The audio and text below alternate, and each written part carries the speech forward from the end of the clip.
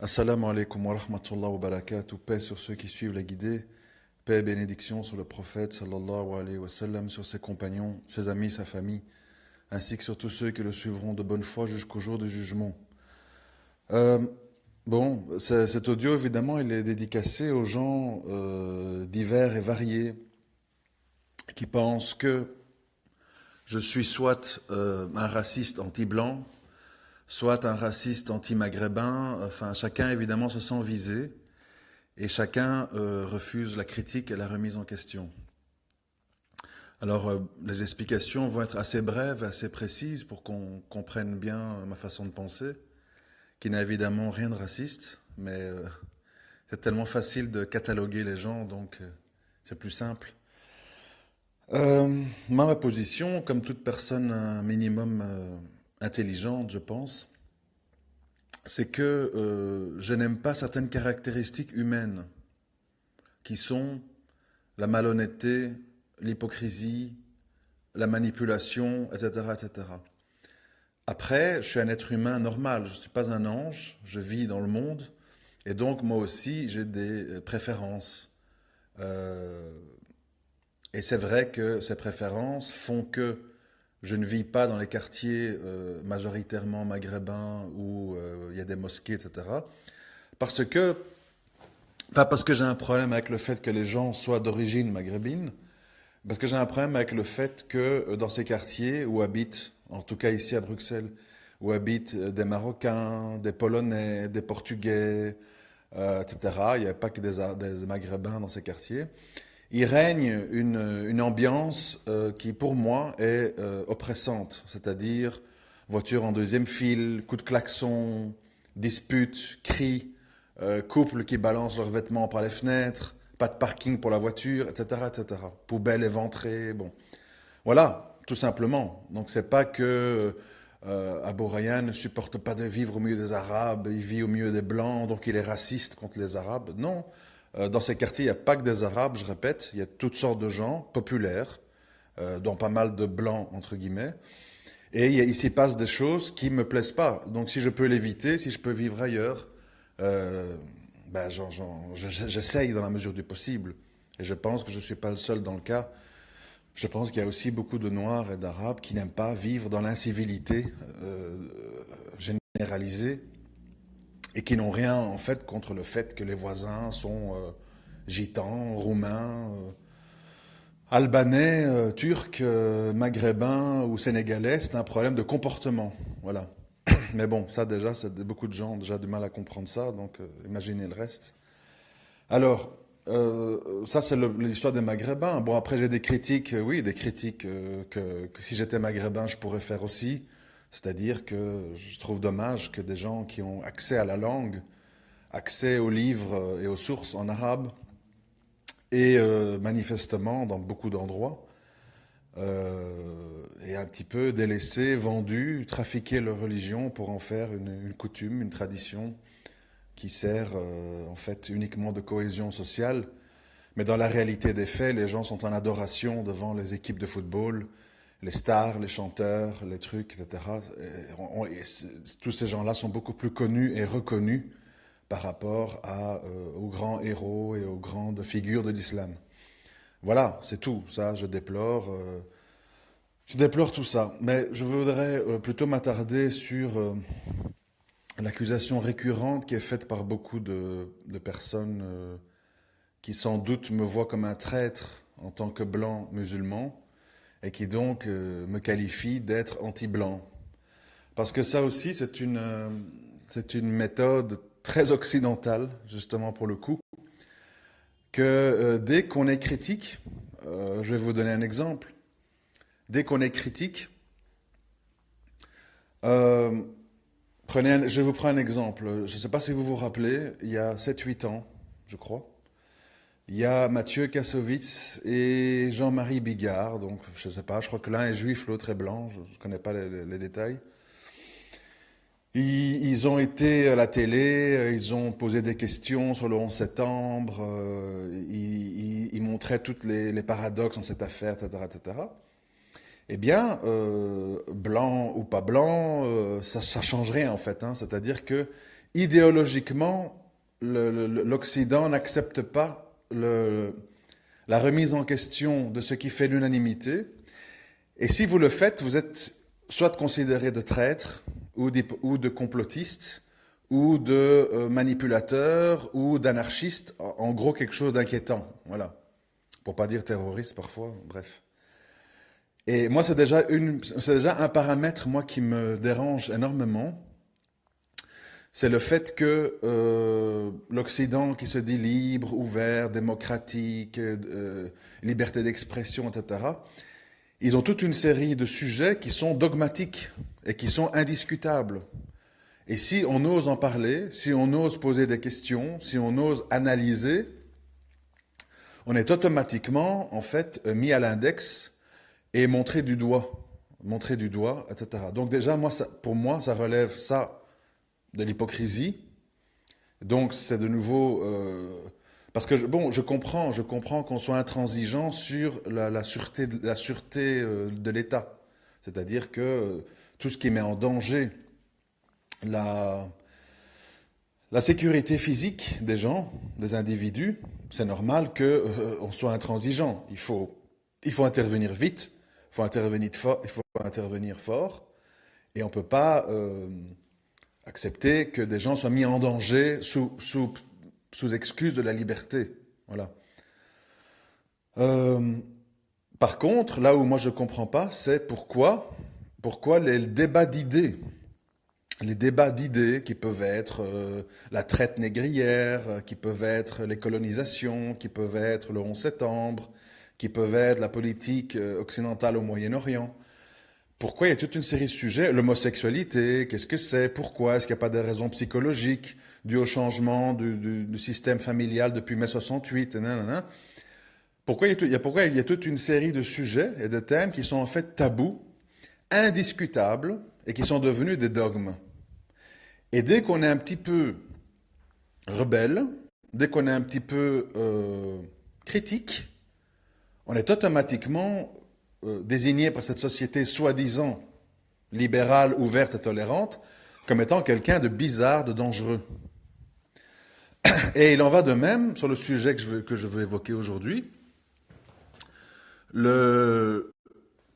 et qui, moi, m'insupporte. Et pourtant, je garde tout mon calme quand j'écris, mais c'est très grave pour moi, très très grave. C'est le fait que moi, j'ai conscience, je ne suis pas un doux rêveur, je ne suis pas un idéaliste, je ne suis pas un bisounours, je ne suis pas un gaga, quoi. Hein. Je suis quand même quelqu'un qui sait faire la part des choses, alhamdoulilah. Mais moi, je ne peux pas accepter, en fait, la chose suivante. Tous les êtres humains, tous les États font des erreurs, font des péchés, font des abus, mentent, abusent. C'est une réalité. Au niveau individuel comme au niveau étatique. D'accord. Je n'angélise personne. Je n'angélise personne. Par contre, ce qui est grave et pas acceptable pour moi, et qui fait que j'ai un discours qui peut être perçu comme anti-blanc, c'est le fait que, malgré les multiples preuves et les multiples événements, pas tragiques, hein, des événements proches des génocides, des choses à grande échelle. On ne parle pas de petits gars qui vont dans la rue, Allahu Akbar, et qui donnent un coup de couteau à un type, je ne sais pas quoi. On parle d'événements organisés, importants, à grande échelle, et avec un nombre de dégâts très élevé. Donc, vous connaissez la liste, et la liste, elle est interminable. Génocide des Amérindiens, déportation de millions d'Africains comme main-d'œuvre dans les champs de coton, les champs de canne à sucre, guerre du Vietnam, bombe atomique, Hiroshima, Nagasaki, etc., etc., etc., etc. Alors bon, oui, on ne parle plus d'erreur, on parle d'une politique répétitive de guerre, de massacre, d'oppression, d'envahissement, d'exploitation, de déportation. Bon, c'est déjà terrible. Mais ce qui pour moi est totalement inacceptable, c'est quand il n'y a pas le mea culpa. C'est-à-dire qu'aujourd'hui, non seulement il s'est passé tout ça, mais en plus vous avez des gens qu'on appelle les identitaires, les suprémacistes, les nationalistes, je sais pas tous leurs noms là, extrême droite, souverainistes et compagnie, qui en fait qui sont là, qui disent ouais mais bon c'est pas moi qui ai fait tout ça, hein, c'est mes ancêtres, désolé mes amis, ouais ben voilà, on a construit le bien-être de la France et de l'Amérique sur le sang des autres, sur les manipulations, sur les déportations, sur l'exploitation de l'uranium du Niger, etc., etc. Mais bon, voilà, c'est comme ça, hein, c'est l'histoire du monde en marche. Qu'est-ce que vous voulez? Il fallait être au bon endroit au bon moment, on y était, chacun son tour, etc. Bon, à la limite, c'est un petit peu un discours, on va dire, sarcastique et de ce qu'on appelle de réel politique. Mais là où ça devient inacceptable et où je deviens, ouais, on peut dire raciste, dans le sens que quand en plus on dit, oui mais bon, euh, tous ces noirs là, ils sont des Arabes qu'on a fait venir pour construire nos bagnoles à Sochaux, à Boulogne, ramasser nos poubelles, torcher nos vieux dans les hôpitaux, etc. Bon, c'est déjà bien qu'on leur donne un salaire, hein. Il faut qu'ils bouffent comme nous, il faut qu'ils pensent comme nous, il faut qu'ils prient comme nous. Allez, prenez vos boules de pétanque, allez acheter votre camembert. N'oubliez pas le Beaujolais nouveau et faites pas de vagues, hein. On éduque vos enfants ici. Alors qu'en fait, tout le monde oublie une chose, ces gens, ils ont contribué à la croissance économique de la France. Ils ont payé des impôts. Ils ont fourni une main-d'œuvre à travers leurs enfants à la France, qui en manque cruellement dans toute une série de secteurs, qui seraient trop longs à énumérer, de boulots qui ne veulent pas être faits par les Français de souche pour toute une série de raisons, etc., etc. Je ne vais pas faire un exposé économique.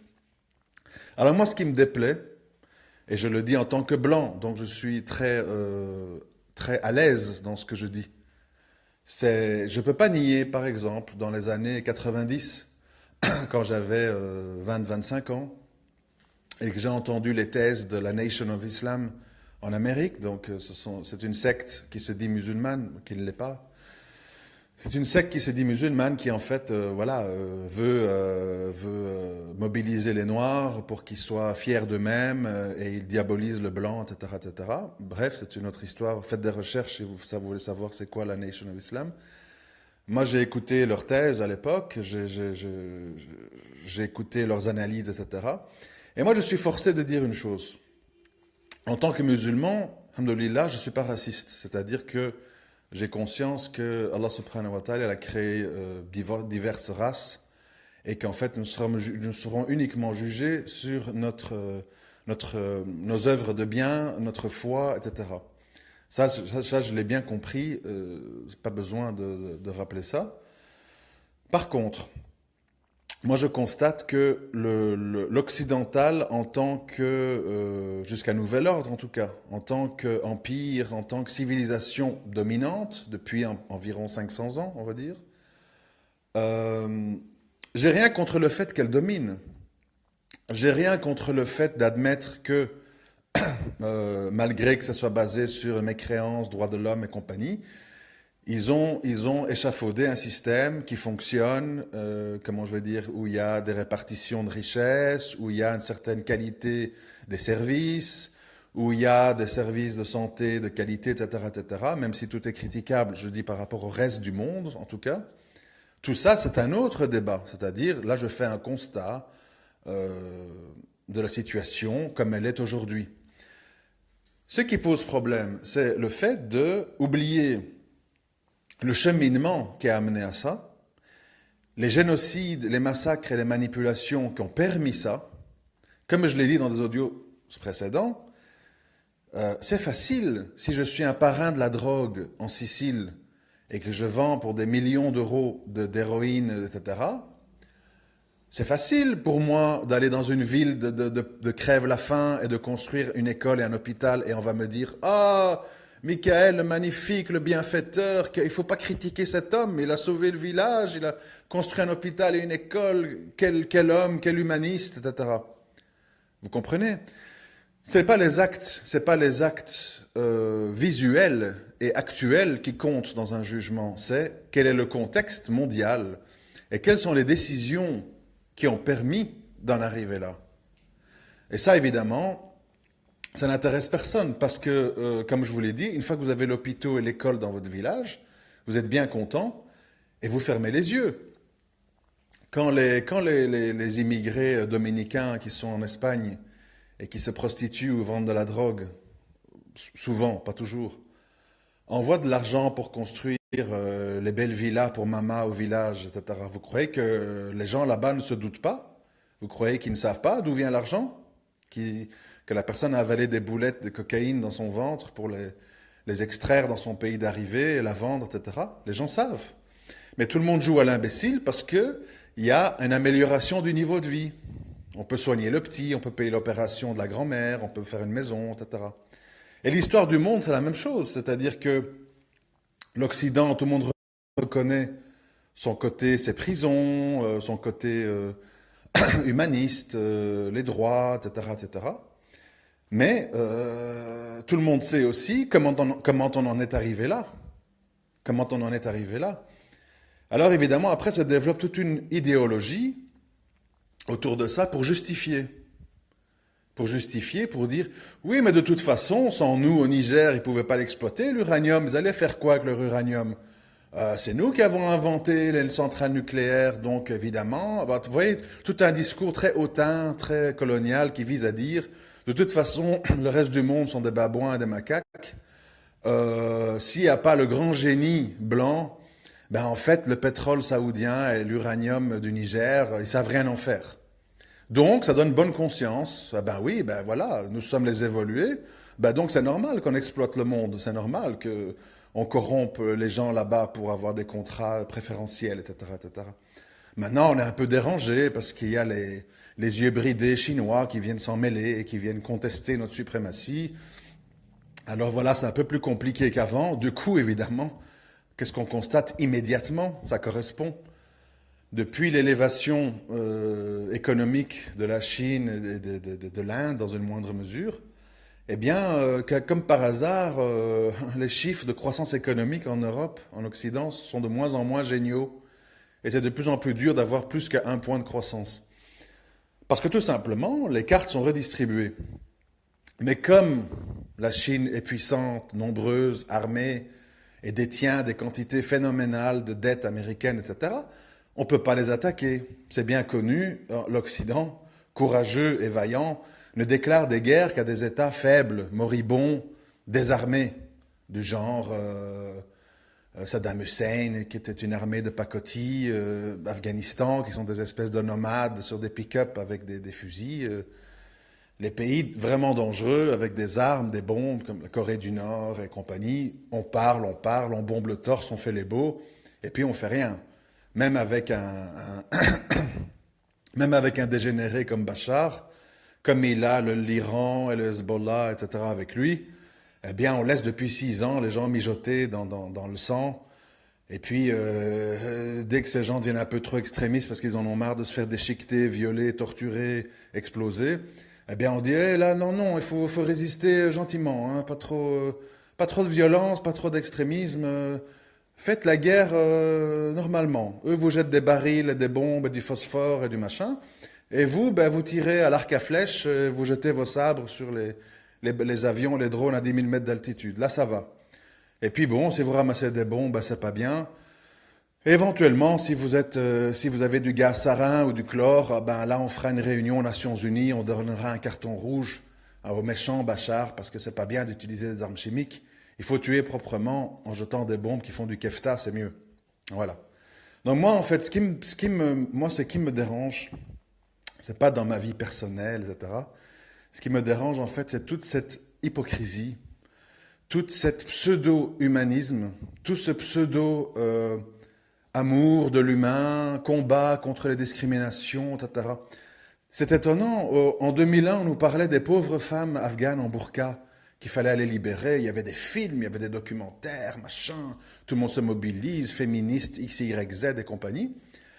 Et puis aujourd'hui, ben, il y a tout autant de burqa, parce que c'est un vêtement traditionnel afghan que les femmes notables mettent pour pas être reconnues quand elles vont marcher. Et on n'en parle plus, en fait, vous voyez? Ce n'est plus à la mode. Donc moi, en fait, ce que j'essaye d'expliquer, c'est que le problème qu'il y a avec le blanc, ce n'est pas un problème de race. Les races ne m'intéressent pas, je l'ai déjà dit souvent, contrairement à d'autres malades qui, eux, sont obsédés par les races. Ce que je dis simplement, c'est que on doit reconnaître en tant que blanc, là je m'adresse aux blancs qui sont musulmans ou non qui m'écoutent, on doit reconnaître en tant que blanc que nous faisons partie d'une civilisation manipulatrice et qui a construit sa suprématie et son avantage éducatif, sociologique et compagnie sur la base de toute une série de tragédies, de massacres, de manipulations, de colonisation, etc. Vous comprenez?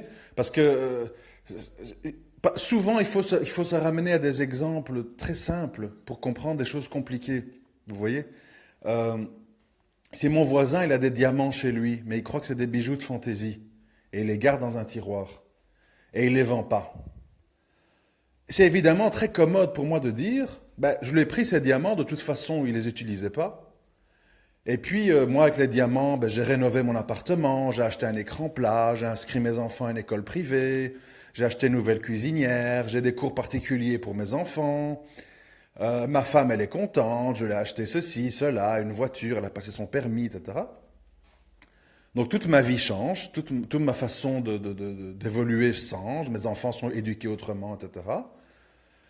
Et puis quand on me fait des reproches, je dis, ben écoutez, de toute façon, lui, ses diamants, il savait pas que ça valait de l'argent, donc il allait rien en faire. Moi, je savais que ça valait de l'argent. Et puis, arrêtez de dire que c'est un pauvre gars. Moi, je lui ai quand même ramené un gâteau pour Noël. Je l'ai envoyé une carte postale pour lui souhaiter bonne année. Et j'ai offert à sa petite fille une poupée Barbie. Vous voyez, je suis pas un salaud quand même. J'ai partagé, quoi. Oui, je me suis engraissé dessus, mais j'ai pas tout gardé pour moi. Hein. Je l'ai fait du bien au gars. De toute façon, il savait pas que ça valait de l'argent, ces diamants. Donc ce que je veux vous dire, ça paraît comique, mais ça l'est pas du tout. Ce que je veux vous dire, c'est que le blanc est un grand spécialiste dû à son avance intellectuelle, parce que voilà, Harvard, Cambridge, Oxford, UCLA, Yale et compagnie, voilà, on sait très bien que nous avons en 500 ans acquéri une avance dans beaucoup de domaines. Et alors évidemment, qu'est-ce qui est souvent greffé à l'intelligence quand il n'y a pas la sagesse qui va avec, quand il n'y a pas la bienfaisance qui va avec, ben se greffe automatiquement la manipulation. Pour être un manipulateur, il faut être intelligent. Souvent les gens, si vous allez voir je ne sais pas moi, des gens de base comme ça, simples, dans des champs de canne à sucre, des Guadeloupéens qui sont des ouvriers, etc. Ces gens, en fait, en général, c'est des gens très simples. Ils sont un peu basiques. Ils vont vous dire j'aime les femmes, j'aime bien le rhum, le samedi, je vais faire la fête, le football, machin, etc. C'est des gens qui n'ont pas de projet, c'est des gens qui n'ont pas enfin, j'allais dire pas de vice, dans le sens, ils sont pleins de péchés et de faiblesses, mais c'est des gens, en fait, qui n'ont pas de projet. C'est-à-dire, ils sont là, ils survivent. Ils dansent avec une fille, ils boivent un coup, et puis ils sont contents, quoi. Tandis que pour échafauder des grands projets mondiaux avec des choses tentaculaires, et ceci et cela, style George Soros et Rockefeller et compagnie, il faut être évidemment intelligent. Donc l'intelligence et l'instruction amènent inévitablement à l'exploitation et à la manipulation, parce que ça va ensemble. Pour pouvoir exploiter et manipuler, il faut être intelligent. Donc cette intelligence qu'on a réussi à acquérir et qui malheureusement n'a pas été accompagnée de sagesse et de bienveillance, elle a servi à nos propres intérêts. Alors à la limite, je le répète, moi je veux bien comprendre, je suis pas bisounours, je comprends, chacun défend ses intérêts, chacun essaye de penser à sa propre population, etc., parce qu'on doit se faire réélire, etc., donc il ne faut pas que le pétrole soit trop cher, donc il faut que les gens soient contents, il faut qu'ils aient des routes qui ne sont pas trop abîmées, enfin bref, voilà. Mais moi ce que je voudrais, et c'est ça mon point, et qui fait que ça n'a rien à voir avec du racisme, moi ce que je voudrais, c'est qu'à un moment donné, on le dise, c'est-à-dire qu'on dise, Ah ben oui, voilà, oui, nous, on n'est pas là pour les beaux yeux des réfugiés afghanes, syriennes, machin, les crèves la faim en Somalie. Écoutez, bon, oui, on envoie Médecins sans frontières, sauver 0,1% des gens, mais on a d'autres chats à fouetter, etc. On a nos intérêts à défendre, etc. Mais voilà, comme les autres, nous pensons à nous, etc. Ce qui est déplaisant, c'est qu'en fait, non seulement le blanc exploite, comment je vais dire, exploite, manipule, détourne, corrompt, etc. Mais qu'en plus, c'est ça le comble avec les identitaires, il a le toupet, il a le toupet de jouer la victime. Ah, on est envahi, hein, on va devoir recevoir 5000 réfugiés en France. Où est-ce qu'on va les mettre ici? On a déjà plus de logement pour nos SDF. Qu'est-ce que c'est que ça? Et là, au milieu de ça, qui se cachent encore des islamistes. Ouh là là, on peut pas accueillir toute la misère du monde. Hein. Qu'est-ce que c'est que cette histoire? Ouais, non, ça suffit. Hein. On a déjà du mal ici en France. Vous voyez tout ce discours victimaire. Si on écoute les gens, on a l'impression qu'à tous les coins de rue, il y a une mosquée qui a un minaret, avec le muezzin qui appelle à la prière, qu'il y a des boucheries halal dans tous les coins, et qu'on oblige le français à manger du halal, qu'il y a des burqas, des niqabs, en veux-tu, en voilà, et que le gars doit se cacher chez lui parce qu'il devient mal vu dans son propre pays. C'est évidemment totalement faux. Pourquoi? Parce que d'abord, les gens qui portent des niqabs, des burqas, des machins, ce sont une ultra minorité des musulmans, soyons clairs et précis. Ensuite, parce que la plupart de ces gens vivent agglomérés les uns avec les autres, entre eux, dans leur quartier. Donc déjà, les Français, ils ne les voient pas beaucoup. Hein. Ensuite, parce que, comme je l'ai souvent dit et je le répète, je n'ai jamais entendu, contrairement à ce qu'on dit, que des musulmans veulent imposer leur religion. C'est un des plus grands mensonges que j'entends sans arrêt parmi les identitaires. Ils veulent nous imposer la charia. Ils veulent nous imposer leur bouffe. Ils veulent nous imposer leur Coran, machin. Imposer, ça veut dire quoi imposer? Ils toquent à ta porte, ils viennent voir si tu pries, ils te menacent de te rouer de coups si tu n'as pas une barbe, ils mettent des voiles de force aux femmes dans le métro. Ça veut dire quoi imposer? Imposer. La réalité, c'est quoi? C'est dans l'esprit malade des racistes, appelons un chat, le fait que des gens puissent aspirer, espérer, vivre autrement, d'une autre manière que eux, c'est déjà vécu dans l'esprit néocolonialiste occidental comme une insulte. Pourquoi? Parce que lui, il sait inconsciemment qu'il a une vie, je m'excuse du mot, merdique. C'est-à-dire, je bosse comme un âne, je pars 2 semaines par an au soleil, le samedi je vais m'éclater la gueule au café, le dimanche je vais au stade, et comme j'arrive pas à me marier, ben je m'abonne à une chaîne X, machin, et voilà. Voilà leur vie crasseuse qu'ils ont. Et j'ai un crédit sur le dos, et mon ex-femme qui me prend une pension alimentaire, machin, bon. C'est ça leur préoccupation en fait. Leurs dettes, leurs problèmes, leur mode de vie, etc. Mais en plus qu'ils pataugent dans les problèmes jusqu'aux oreilles, ils veulent propager leur façon de vivre et de concevoir les choses à travers le monde. Et en plus, quand ils font venir de la main-d'œuvre étrangère, ou quand ils reçoivent des réfugiés, je rappelle que bien naïfs sont les gens qui pensent que les réfugiés sont reçus pour faire joli, pour faire gentil. Les gens qui pensent ça sont totalement grotesques. On le voit dans des pays comme la Hongrie ou la Pologne, je crois, Tchéquie, quand les gens n'ont pas besoin de main-d'œuvre, ils sont déjà un pays pauvre ou en pleine reconstruction. Eh bien, les chefs d'État, même sous la menace de l'Europe et des amendes, construisent des murs et des grillages et ils disent à tout le monde, allez vous faire foutre. Ce qui prouve bien que quand ce n'est pas dans l'intérêt des États, ben ils ne le font pas. Et quand ils le font, comme Merkel en Allemagne, c'est pourquoi? Parce qu'il y a la dénatalité, parce que ces gens ne font pas d'enfants, etc. Et que la croissance allemande, la croissance économique allemande est menacée. C'est tout. Et ils se disent, on va mettre tous ces gentils bougnoules dans des écoles pour apprendre l'allemand. On va leur mettre dans des formations, dans les boulots en pénurie. Et ils vont nous servir. Et dans le lot, 90% vont voir la Starac, The Voice, machin. C'est qui le chef, qui est le meilleur pâtissier. Koh oulala, je suis le grand aventurier. Et 5%, vont un peu rester accrochés à leur religion. Et dans les 5%, il y aura 0,1 problème que nous mettrons au trou. Bon, ça vaut le coup. Allez, c'est tout. Ce sont des calculs mathématiques que chaque État fait. Et des pays, comme la Hongrie et d'autres, ça ne les intéresse pas. C'est tout. Et donc, il faut arrêter l'histoire de la victimisation. On est envahi, machin, nos gouvernements nous ont trahis. Jacques Attali, le salaud mondialiste. La nation française est en danger, etc.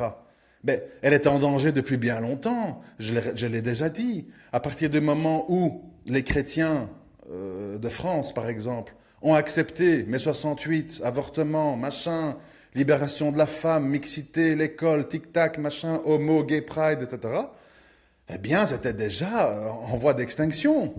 On n'a pas attendu qu'il y ait des réfugiés ou qu'il y ait des musulmans pour dire que la France et son histoire et sa stabilité et sa religion et son patriotisme est en danger.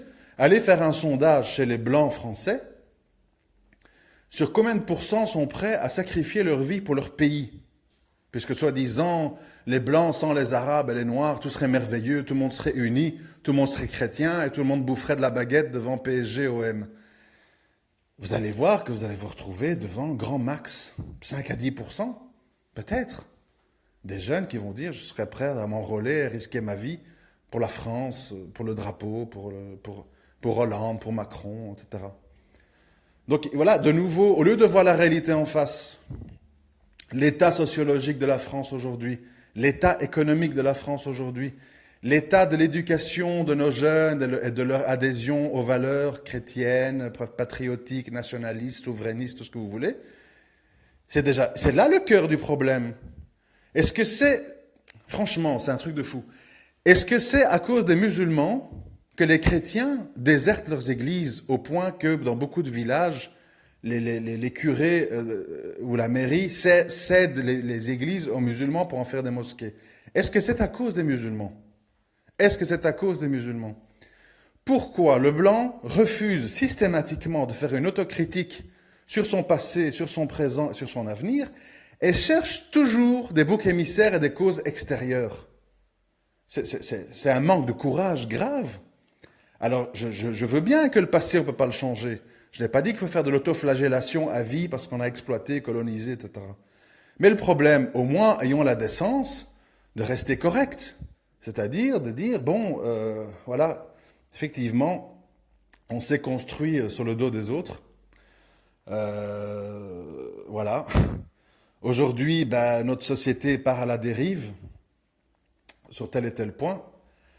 En plus, nos dirigeants, comme leur unique préoccupation, c'est pas la nation française, son histoire, sa religion, c'est la main-d'œuvre et la croissance économique, etc., etc.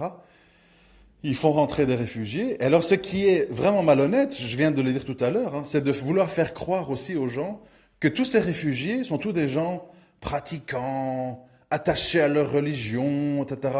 C'est totalement faux. Il y a plein de ces gens qui arrivent, pour pas dire la majorité, qui sont en fait des gens d'origine étrangère, mais qui veulent qu'une seule chose. Je veux un appart, je veux un boulot, je veux envoyer de l'argent à ma famille au pays, et ma religion, mes trucs, mais je n'ai rien à cirer. Au contraire, à travers toutes les séries que j'ai vues à la télé, je rêve de vivre comme les Occidentaux.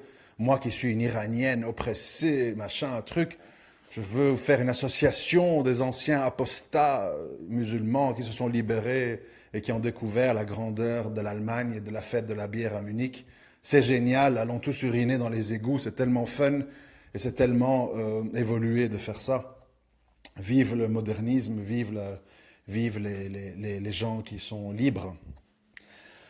Donc voilà, ce n'est pas du racisme anti-blanc, c'est que c'est du bon sens. C'est qu'à un moment donné, il faut dire la vérité. Donc moi, je l'ai dit pour moi, en toute transparence, j'ai dit, moi, je n'aime pas vivre au milieu des gens qui sont dans l'incivilité, parce qu'ils sont mal éduqués, parce qu'ils sont habitués comme ça, parce qu'ils Ils pensent que c'est pas mal parce que ça les dérange pas. Moi, ça me dérange. Et qu'ils soient polonais, portugais, espagnols, maghrébins ou sénégalais, c'est le même prix pour moi. Je n'aime pas des gens qui gueulent, des gens qui cassent, des gens qui laissent leurs poubelles le jour d'avant, qu'on vient les ramasser. Du coup, les chats la nuit déchirent tout, il y a des crasses partout, ça sent, etc. Ça me dérange, voilà, qui que soit le responsable. Mais d'un autre côté, euh, même si quelqu'un fait partie de ma race, de ma famille, de mon quartier, de ma rue, qu'il est très gentil, qu'il me sourit, bonjour monsieur, etc., etc., ça n'empêche pas que j'ai le droit de faire un jugement et une analyse sur comment il en est arrivé là et qui est-il. Parce que les bonnes manières et avoir l'air bien quand tout est fait, quand tout est fini, je répète mon exemple, c'est pas parce que j'ouvre un hôpital et une école dans un village misérable de Calabre, en Italie, que je suis un type bien. Non, je suis peut-être un type qui fourgue de la coke et de l'héroïne à travers le monde, et pour que les villageois m'aiment et m'assistent un petit peu dans mes trafics, je leur construis un hôpital et une école. Mais est-ce que ça fait de moi quelqu'un de bien? Est-ce que ça fait de moi quelqu'un qui ne peut pas être critiqué, qui ne peut pas être mis en cause? Évidemment que non.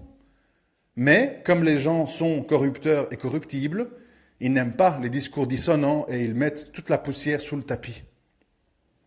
Et souvent, les Blancs, ça c'est un autre problème sur lequel je vais conclure, ils pensent que quand on est critique envers eux, envers l'histoire, envers nos responsabilités, etc., ça veut dire qu'on fait l'apologie des autres. Alors on vous dit, ouais mais qu'est-ce que tu crois, t'as vu les Noirs chez eux, ils s'entretuent, hein, et t'as pas vu les Arabes, eux aussi ils traitent mal les étrangers, des esclaves, etc.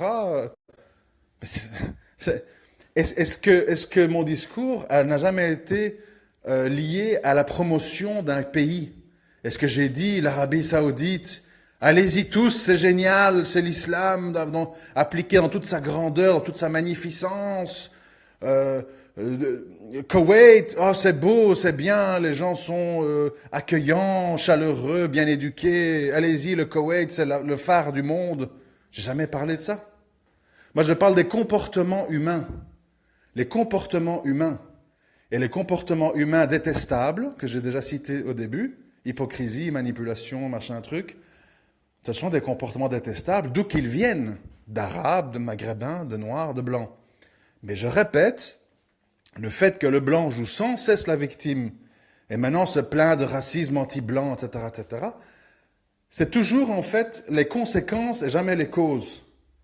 Parce que dans la vie, quand on pose des actes, il faut assumer. Tu dis que je suis un salaud, tu dis que je suis un sale type, tu dis que je t'ai rendu malheureuse, etc., etc.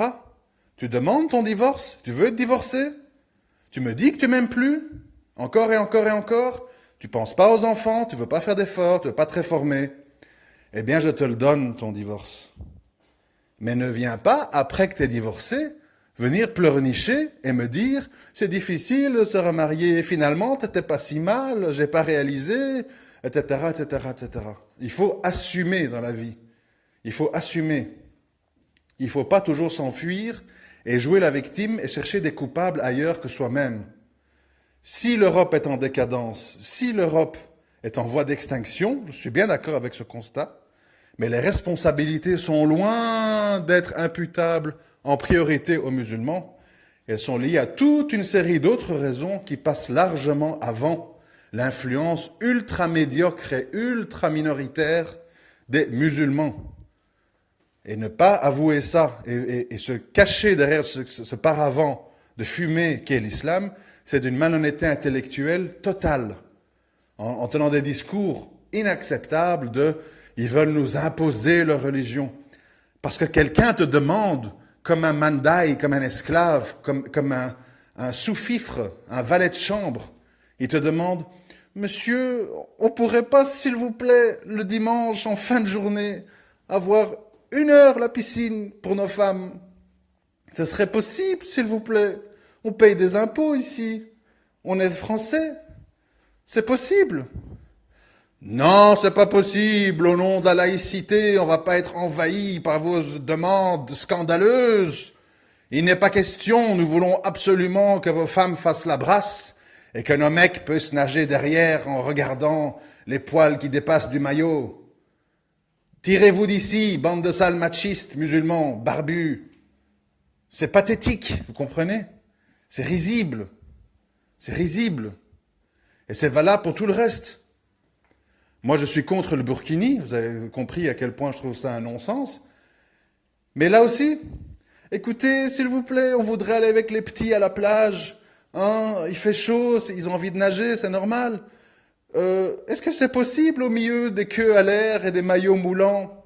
C'est possible que je mette une petite tenue comme un plongeur parce que j'ai pas trop envie d'être trop visible, s'il vous plaît? Non, vous voulez nous envahir, vous allez abîmer nos yeux avec vos costumes et vos maillots.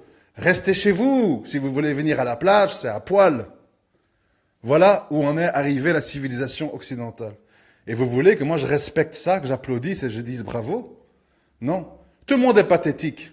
Le musulman qui veut aller se baigner au milieu des gens à poil, et le français qui se sent envahi et choqué parce qu'il y a une ou deux femmes sur sa plage de 300 personnes qui vient avec ses deux gosses et qui va nager discrètement dans l'eau et qui va se mettre sur le côté.